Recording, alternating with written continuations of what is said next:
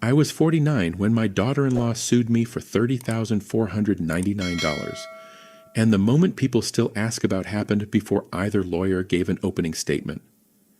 I had come straight from a night call because a delivery van had rolled into a drainage canal during heavy rain, so I was still wearing the dark work jacket issued by the County Rescue Service, with my name stitched over one pocket and the small metal rescue badge clipped above the other. The badge was not a medal, and it did not make me a hero. It only meant I was the person responsible when somebody had to crawl into cold water, cut through a roof, or tell a family that the ambulance had done everything it could. My daughter-in-law's attorney stood, looked at the badge, and said its presence could influence the court by making me appear more trustworthy than his client. The judge studied me for a few seconds and ordered me to remove it. I did. I placed it inside my jacket pocket, sat down, and watched Chelsea smile as if the first piece of me had already been taken away. She believed the uniform was the only reason people trusted me. She also believed the lawsuit would force me to pay her enough money to clear the debt she had hidden from my son, finance a move with the man she had been seeing, and punish me for refusing to hand over the deed to the house where she and my grandson lived. What she did not understand was that the badge had never been my strongest evidence. The strongest evidence was sitting in 3 numbered folders beside my attorney, along with a phone recording, bank records, a contractor's confession, and a copy of the civil complaint Chelsea had signed under oath. My name is Mark Dalton. I had worked in county fire and rescue for 26 years, first as a firefighter, then as an emergency medical technician, and finally as a shift captain responsible for a crew of 12.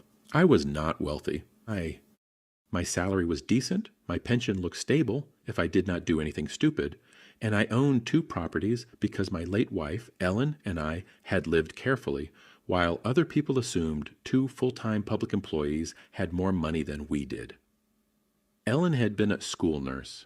She died from an aneurysm when she was 44, leaving me with our only son Ryan, who was 20 at the time, and old enough to understand what death meant, but still young enough to believe his father could absorb all of it without changing.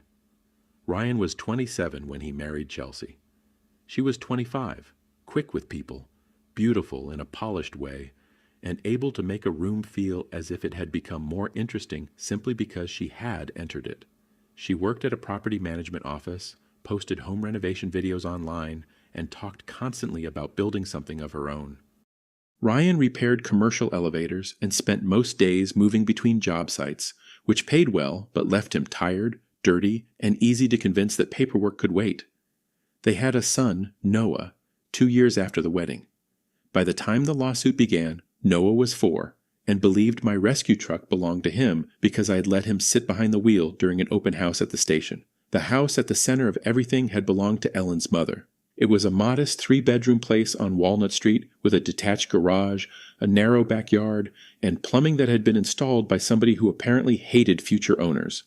Ellen and I had bought out her sister's share after their mother died, then rented the place for several years. When Noah was born, Ryan and Chelsea were living in a second-floor apartment with unreliable heat and a landlord who ignored mold around the windows, so I offered them Walnut Street for a rent low enough to cover taxes, insurance, and basic maintenance. I did not give them the house. We signed a simple lease, and I explained that I intended to leave the property to Ryan eventually, but needed to protect it until my retirement, because it formed part of my financial plan. For the first year, the arrangement worked. Ryan paid on time, Chelsea painted the bedrooms, and I repaired whatever broke. I spent weekends replacing deck boards, installing cabinet doors, and building a small fence so Noah could play outside without reaching the street. Chelsea filmed some of the work and posted clips describing how she and her husband were transforming a neglected family property, which bothered me less than it probably should have because the videos made the house look good, and because I had no interest in social media credit for replacing a toilet flange.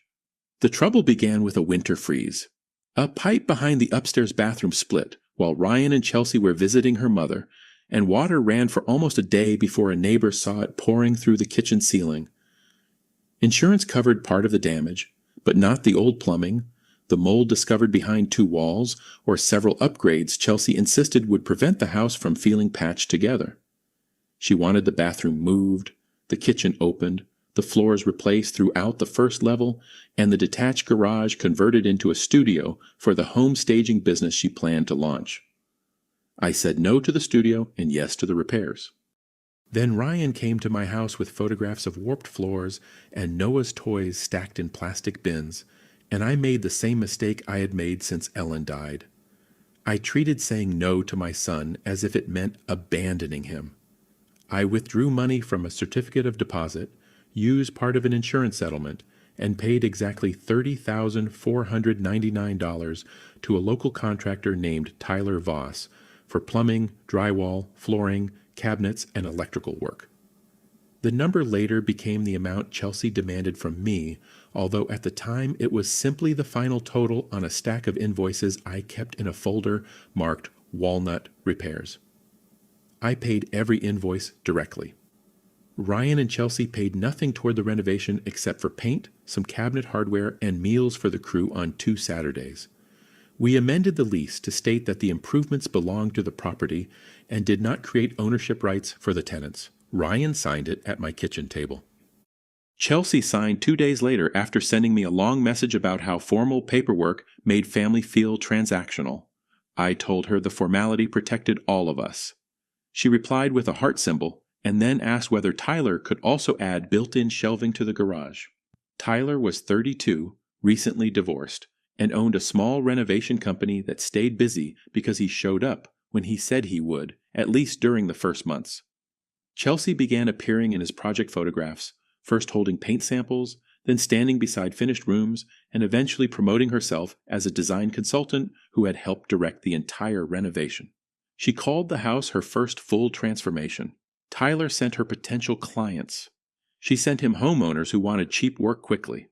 Ryan seemed proud because Chelsea finally had momentum, and because the extra income might allow them to save for a house of their own. What none of us knew was that Chelsea's business did not make money.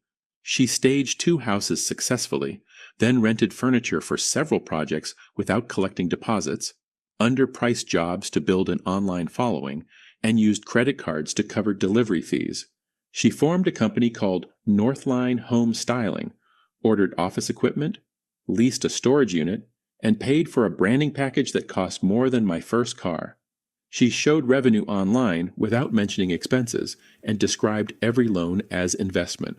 Ryan trusted her because she handled their finances, and I trusted Ryan because I wanted to believe marriage had given him the kind of partnership Ellen and I once had.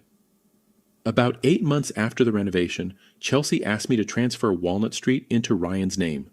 She framed it as an estate planning issue and said a mortgage broker had explained that they could refinance the property, pay me a fair amount, and use the remaining equity to grow her business. I told her the house was not available as collateral. She argued that Ryan would inherit it anyway, and I answered that inheriting something after I died was different from borrowing against it while I still needed it. The conversation remained civil, but something changed. Her warmth became conditional. She stopped sending photographs of Noah unless Ryan was in them, and she began telling relatives that I controlled the family through property. Ryan avoided the subject. He said Chelsea felt insecure because the lease reminded her that the house was not hers, but he also admitted they had accumulated more debt than he understood. I asked how much. He guessed $15,000. The real number was closer to 70. The first warning came from a credit union employee who recognized my name because her husband volunteered with our rescue association. She called my personal number and asked whether I had applied to guarantee a home equity loan on Walnut Street. I had not. She could not discuss the application in detail, but she advised me to review my credit and property records. I checked that afternoon and found no completed loan, although a hard inquiry had appeared under a lender I had never contacted. Ryan said Chelsea had only requested information and must have entered my details while checking rates. Chelsea apologized, blamed an aggressive online form, and acted offended when I froze my credit. 2 weeks later, Tyler called me about an unpaid balance of $6,800 for work in the garage. I reminded him that I had rejected the studio conversion.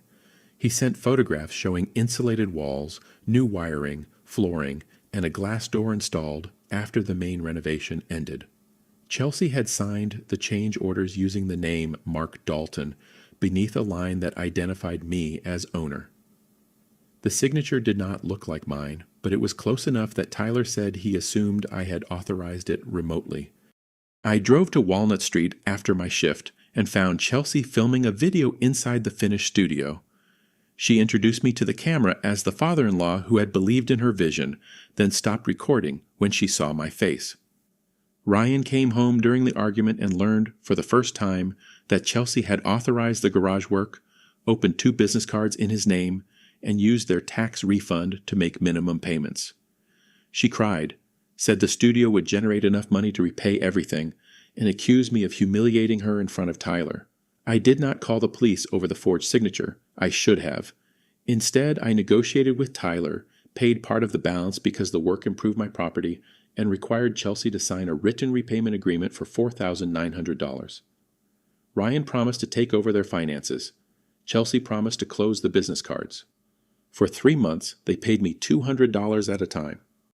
Then the payments stopped because Noah developed recurring ear infections, Ryan missed overtime, and Chelsea said her biggest client had delayed a project. I accepted every excuse because each one contained enough truth to make confrontation feel cruel. The second warning was stranger. A woman named Dana called the station asking for me.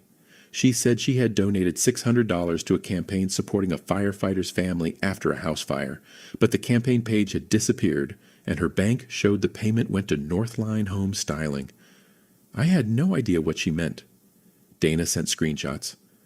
Chelsea had used photographs of me in uniform and a picture of Noah standing beside a rescue engine to promote a fundraiser called Rescuing a Rescuer's Family. The description claimed an electrical fire had displaced my son's family, that insurance had denied most of the claim, and that I was working extra shifts while recovering from a duty injury. There had been no fire. I had not been injured. The water damage had occurred almost a year earlier, and insurance had paid part of it. The campaign had collected $12,640 before Chelsea removed it.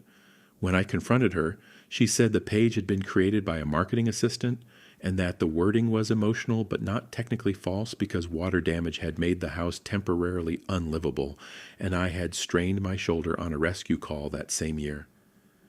She claimed the money had gone toward household expenses, renovation debt, and Noah's care. Ryan looked physically ill. He had known she was seeking online donations, but she had told him the campaign supported small businesses affected by property damage. This time, I did call an attorney. Her name was Priya Desai, and she had represented our rescue district in an employment matter. She told me to preserve screenshots, avoid public accusations, and request a complete accounting. Chelsea returned $3,100 to donors who asked, then posted a carefully worded apology blaming a former contractor for misunderstanding the campaign's purpose. Tyler denied creating the page. He also stopped answering my calls. Ryan moved into my spare room for 9 days. He said he planned to separate from Chelsea, then returned after she told him she might be pregnant. The test later came back negative, but by then he had moved home and decided they needed counseling instead of lawyers. I told him I would support whatever kept Noah safe, yet I would no longer pay their bills or allow my name, uniform, or property to appear in Chelsea's business material. That boundary became the official beginning of my cruelty in Chelsea's version of events.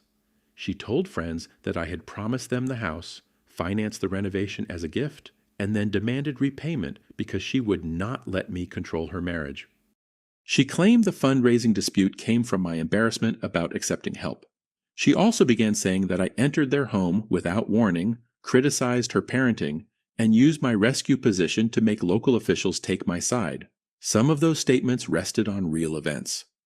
I owned the house and had entered during repairs. I had criticized her for leaving Noah with a teenage sitter overnight. People believed the distorted version because it contained recognizable pieces. Then she sued me.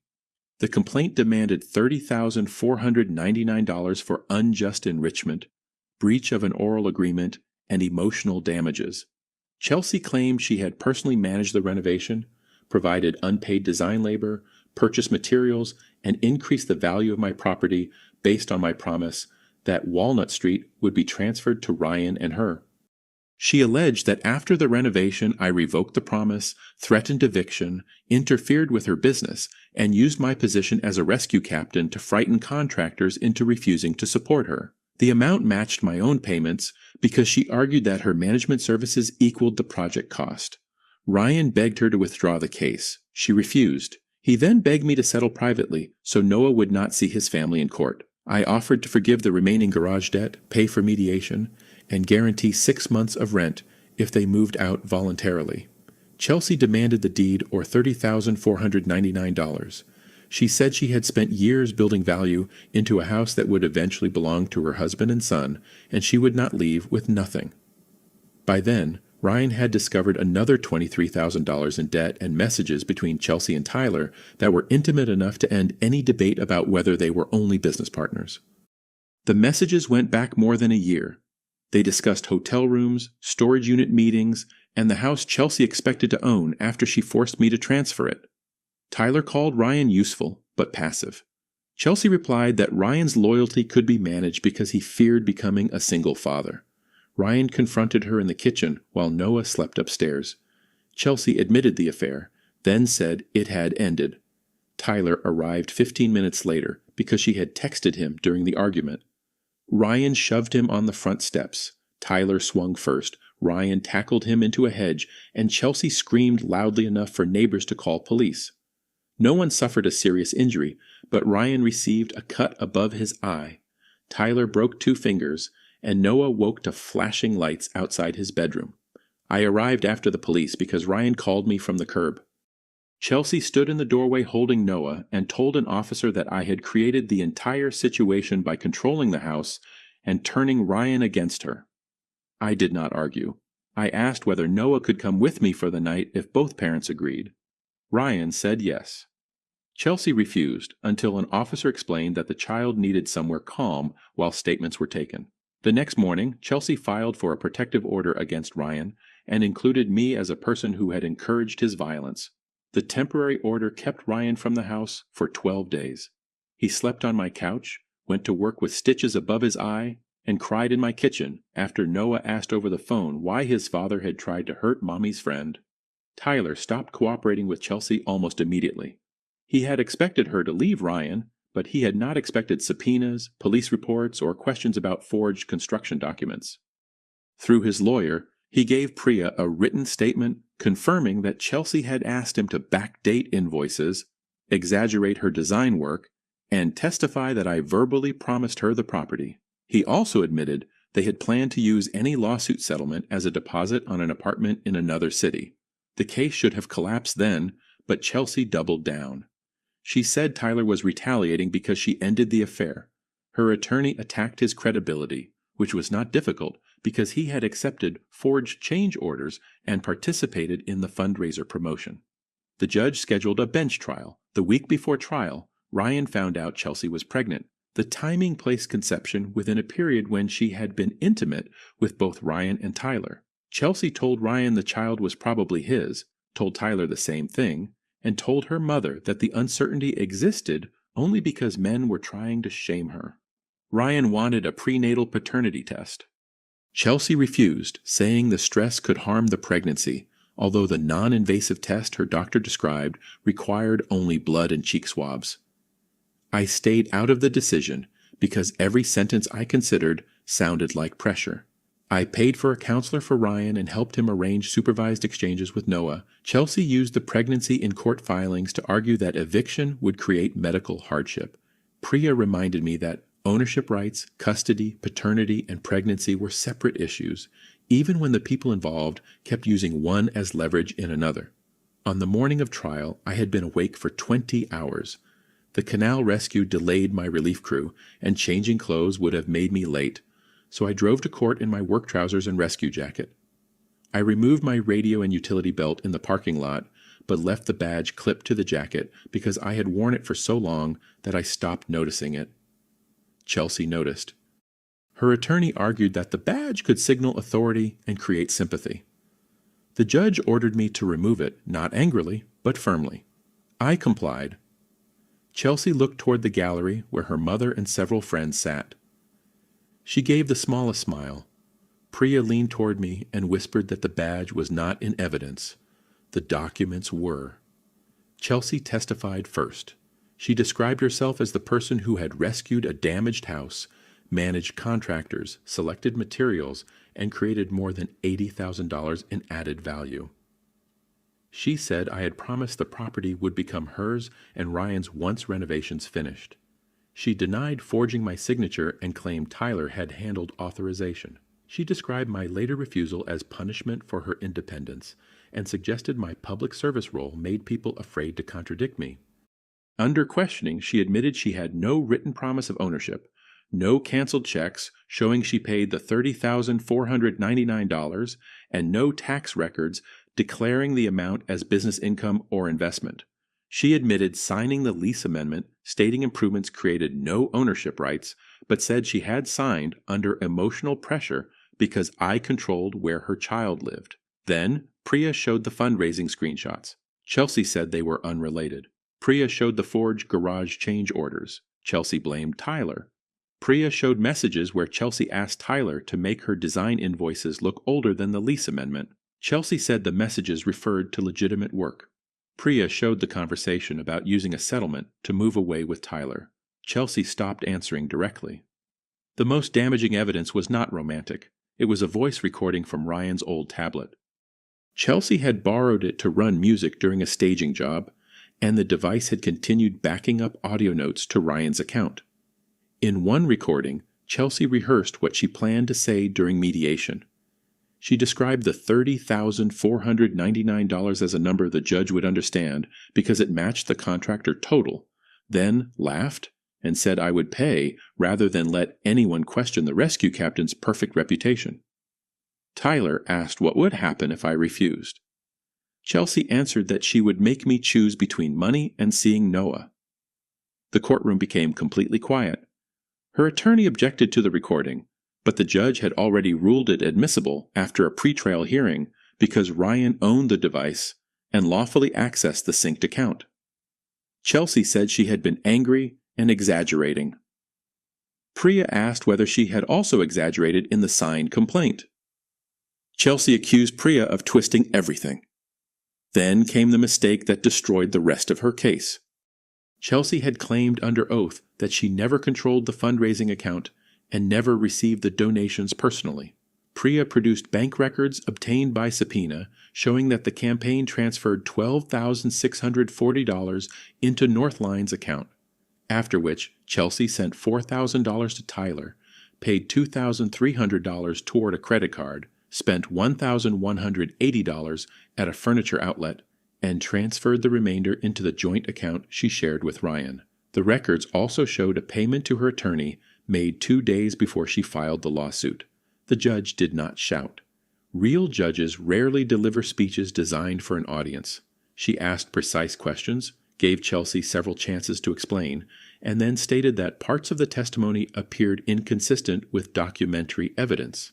She dismissed the $30,499 claim, entered judgment for me on the central counts, and scheduled a later hearing on attorney fees and sanctions.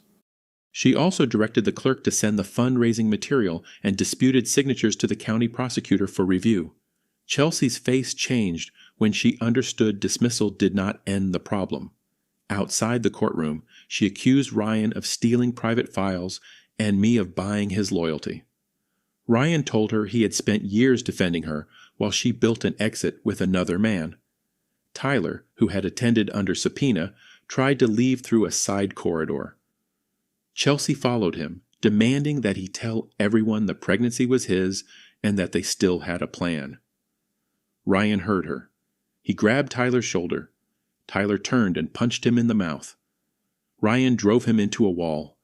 Deputies separated them within seconds, but Chelsea tried to pull Ryan backward, slipped on the polished floor, and fell against a bench.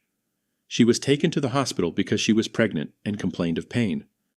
The examination initially showed no immediate injury to the pregnancy, and the doctor discharged her with instructions to rest and follow up. 3 days later, she began bleeding and suffered a miscarriage at approximately 11 weeks. No doctor told us the fall caused it. The record said early pregnancy loss often has no identifiable cause, and that the timing did not prove a connection. That distinction mattered medically and legally, but it did not matter emotionally. Chelsea blamed Ryan for starting the fight, blamed Tyler for striking him, blamed me for pursuing the case, and blamed the judge for humiliating her. Ryan blamed himself, even though Tyler had thrown the first punch. Tyler disappeared from everyone's life except through his lawyer. The paternity question died with the pregnancy. That was the part of the story that prevented anything afterward from feeling like victory. The lawsuit had been dishonest, the affair was real, the fundraiser was deceptive, and the plan to use Noah against me was documented, yet a child had still been lost. I could hold Chelsea responsible for her choices without pretending grief followed a moral accounting system. I visited the hospital once because Ryan asked me to drive him. Chelsea refused to see either of us. I sat in the parking lot with my son while he cried over a baby he did not know was his. 2 weeks later, the prosecutor opened an investigation into the fundraiser and forged construction authorization. Chelsea avoided a felony trial by entering a diversion agreement that required restitution, community service, financial counseling, and a written admission that she had represented donations inaccurately. Tyler agreed to repay the portion he received and surrendered his contractor license for a year after the licensing board reviewed the forged documents and unpermitted work. The civil court later ordered Chelsea to pay part of my attorney fees, although collecting the money took time because she had no savings and her business collapsed. I did not pursue every available dollar. Priya advised me to secure a judgment and accept a payment plan rather than create another excuse for Chelsea to claim I wanted Noah's mother homeless. Ryan filed for divorce and shared custody. The court did not remove Noah from Chelsea because bad financial choices and infidelity did not automatically make her an unfit parent. It required communication through a parenting application, prohibited either parent from discussing the lawsuit with Noah, and ordered both to attend counseling. Ryan moved into a small apartment close to Walnut Street. Chelsea remained in the house temporarily under a court-approved occupancy agreement while the divorce proceeded. I could have filed for immediate eviction. I did not. I gave her 6 months to move with reduced rent and strict conditions. Some relatives called that weakness. Others called it generosity. It was neither. Noah needed stability, and I needed a written end date. During those 6 months, Chelsea made one final attempt to control the story. She posted a video without naming me, describing how powerful men use uniforms, property, and money to silence younger women. The video received attention until Dana, the donor who had first contacted me, publicly posted the original fundraiser screenshots and proof of her refund request. Other donors joined her. Chelsea removed the video. I never responded online. Instead, I did something she had not expected. I transferred Walnut Street into a trust for Noah, with an independent bank serving as trustee until he turned 30. The trust allowed the house to be rented or sold for his education and housing, but neither Ryan, Chelsea, nor I could borrow against it for personal debts. I gave up the ability to use the house as leverage over anyone, including myself. Chelsea had built her case around the claim that I wanted control. The trust proved I wanted protection. Ryan was angry at first because he had expected to inherit the property directly. I told him that inheritance had become a weapon in our family before I was dead, and I would not leave Noah another fight disguised as a gift. He eventually understood. Chelsea moved into a 2-bedroom apartment with help from her mother. She found administrative work at a furniture warehouse and stopped presenting herself online as a designer. Tyler moved out of state after his company failed. Ryan continued elevator work, attended therapy, and learned how much of his marriage had depended on avoiding information that frightened him. My relationship with Ryan improved slowly and unevenly. He resented that I had noticed problems before he did. I resented that he had returned to Chelsea after every warning and then expected me to repair the consequences. We had to admit that both of us had used loyalty as a reason not to act. I had protected him from discomfort. He had protected Chelsea from accountability. Neither form of protection had protected Noah. There was another consequence I did not understand when the judge told me to remove the badge. because Chelsea had not only used my image to collect donations, she had used the rescue service itself as a shield around her business. 3 days after the trial, the county administrator called me into an office where the fire chief, a human resources manager, and an attorney were waiting with printed screenshots. They had received an anonymous complaint claiming I allowed relatives to profit from rescue photographs, directed donors toward a private company, and pressured a contractor during a property dispute while wearing department clothing. The complaint came from an email address created the same week as the lawsuit.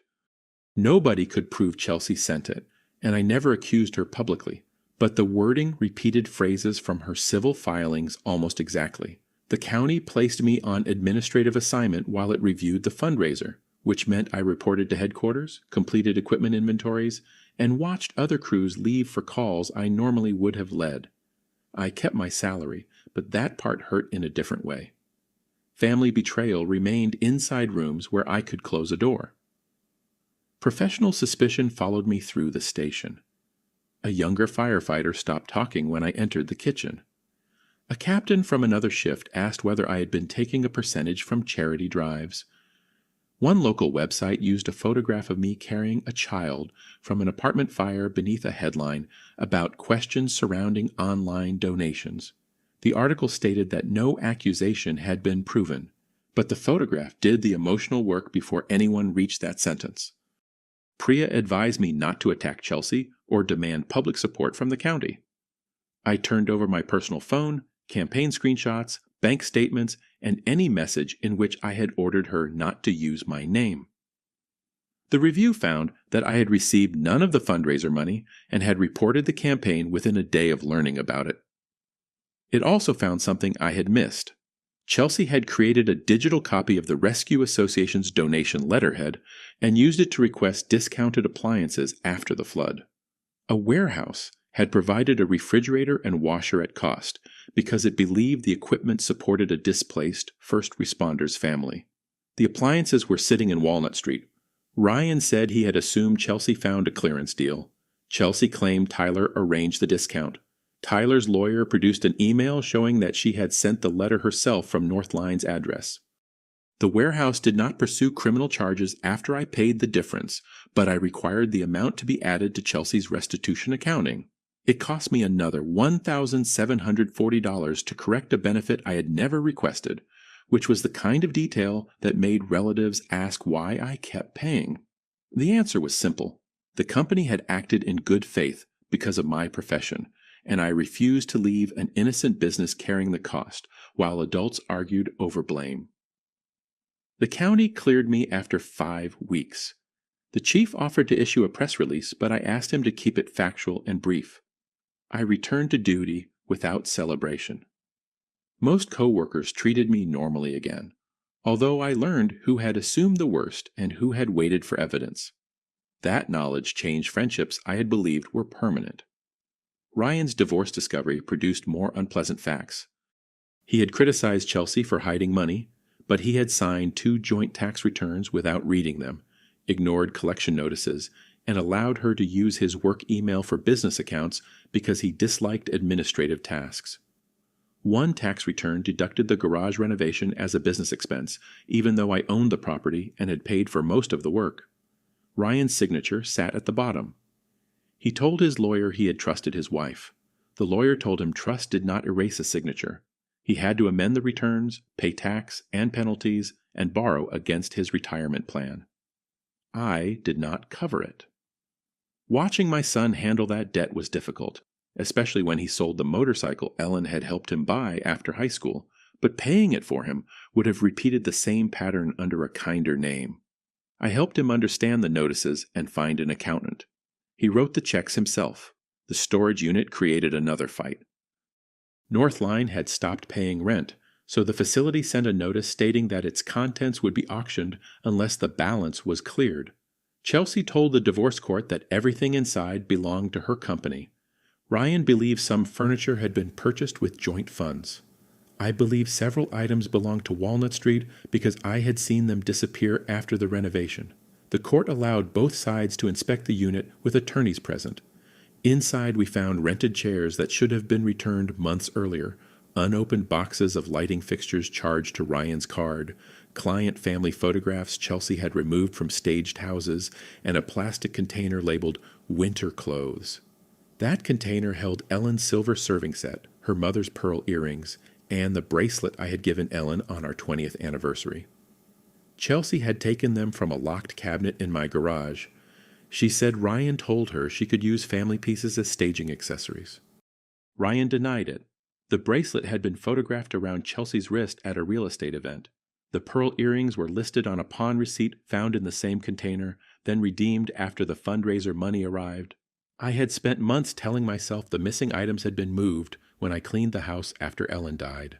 Learning that Chelsea had used them as props hurt more than their value justified, because grief turns ordinary objects into witnesses and then punishes you for losing them. I took the items home after the attorneys documented them. Ryan followed me into the driveway and apologized until I asked him to stop. He had not stolen them, but he had built a marriage where not knowing became his main defense. I told him ignorance can begin as innocence and become permission when a person keeps choosing it after warnings. Chelsea later admitted taking the silver, but said she planned to return it. She denied knowing the jewelry had emotional value, despite having attended Ellen's memorial and hearing me explain the bracelet to Noah when he once found a photograph of his grandmother wearing it. The court treated the items as property to be returned, not as a separate, dramatic crime, which was another reminder that legal systems assign categories to things families experience as wounds. The custody process became ugly in quieter ways. Chelsea told the evaluator that Ryan worked around dangerous machinery, had an unpredictable schedule, and became violent when challenged. Ryan told the evaluator about her fundraiser, affair, and debt. Each statement contained truth, but both parents began using truth like ammunition. Noah started complaining of stomach pain before exchanges and asking whether he could tell one parent that he had fun with the other. His counselor asked us to attend a joint meeting without Chelsea and Ryan at first. She explained that Noah had started drawing two houses with a road between them and a small figure standing in the road. In one drawing, he placed a rescue truck beside my house and wrote "safe" above it. I wanted to feel proud. The counselor told me not to. She said becoming the perfect safe adult could place another impossible loyalty on him if he believed his parents were dangerous or disappointing. I stopped asking what happened during his weeks with Chelsea. I stopped correcting his version when he repeated something inaccurate about the lawsuit. I made Saturdays ordinary. We bought groceries, repaired a birdhouse, watched cartoons, and visited the station only when it was an organized family event. Safety had to become boring before he could trust it. Chelsea violated the temporary custody order once by allowing Tyler into her apartment while Noah was there. She claimed he came only to return a computer. Ryan learned about it because Noah mentioned Tyler sleeping on the couch. Ryan drove to the apartment and waited outside until police arrived, which terrified Noah and gave Chelsea another example of Ryan acting aggressively. The court warned both of them. Tyler was ordered to remain away during parenting time, while Ryan was told that enforcing orders through confrontation could itself damage his position. Ryan came to my house furious and said every rule seemed to punish the person who cared enough to act. I told him rescue work had taught me the opposite. A person can care deeply and still make a scene less safe by entering without a plan. That was the first time I heard my professional experience without using it to excuse control. Priya told me not to build a new battle around an allegation Chelsea had not made. She added Tyler's recording to the file in case the threat resurfaced, then advised me to live as if it would not. That required more discipline than I expected. For several months, I refused to be alone in the same room with Chelsea, even during Noah's medical emergency, because I no longer trusted what a normal moment could become inside another person's story. The emergency happened during a spring storm. Noah developed a severe asthma attack at Chelsea's apartment after the power failed and his nebulizer battery stopped working. Chelsea called emergency services and then called me because I was closer than Ryan. I arrived in my personal clothes, not my uniform, and found Noah struggling to breathe while Chelsea tried to assemble an old inhaler spacer. I used the rescue kit from my truck, kept him upright, and waited with them until the ambulance came. Chelsea cried in the hallway and kept saying she was sorry. I did not know whether she meant the attack, the lawsuit, or everything. At the hospital, Ryan arrived and accused her of failing to charge the backup battery. She slapped his hand away when he reached for the medication list, and he raised his voice until security asked him to step outside. Nothing about the scene was criminal or cinematic.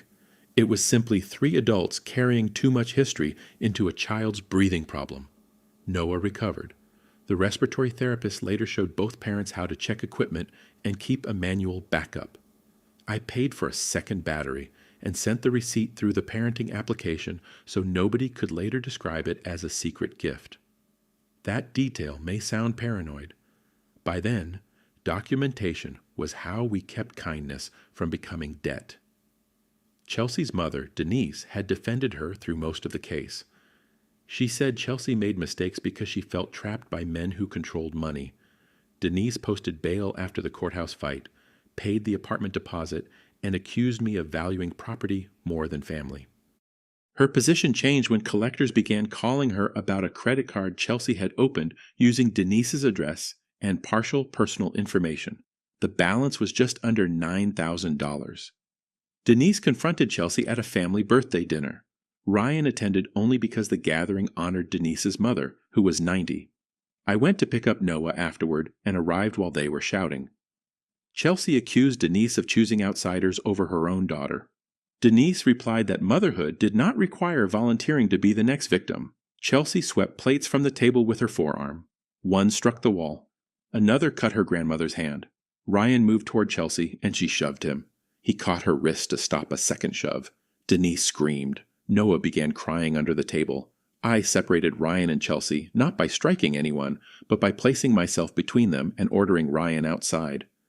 Chelsea then turned on me, grabbed the front of my shirt where the badge would normally have been, and said I had ruined every person in the room by teaching them to treat her like a criminal. I told her she had opened a credit card in her mother's name. She let go. Police were not called because Denise's grandmother refused, but the incident ended the last family effort to pretend everyone could share a meal. Denise reported the identity theft the next morning. Chelsea added that debt to the diversion agreement and began making payments to her mother as well as the donors. Denise never apologized to me directly. She simply stopped asking me to give Chelsea the house. The miscarriage remained the subject nobody handled well.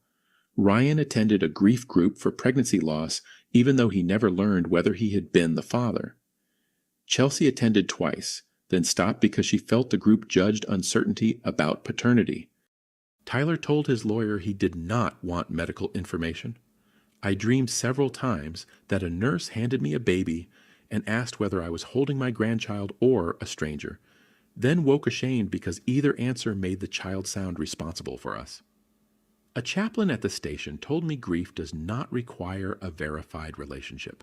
Ryan had lost a possible child. I had lost a possible grandchild. Chelsea had lost a pregnancy inside a disaster she partly created but did not deserve as punishment. Accepting all three statements at once was harder than choosing one person to blame. Chelsea named the baby privately. I learned that from Denise, who asked whether I would contribute to a small memorial stone. I paid 1/3 of the cost without putting my name on it. Ryan paid another third. Tyler did not respond. The stone went beneath a tree in a public remembrance garden, where no paternity test, lawsuit, or property record mattered. That decision confused people who expected me to hate Chelsea cleanly. Hatred would have been easier, but it would also have kept every part of my life tied to what she did.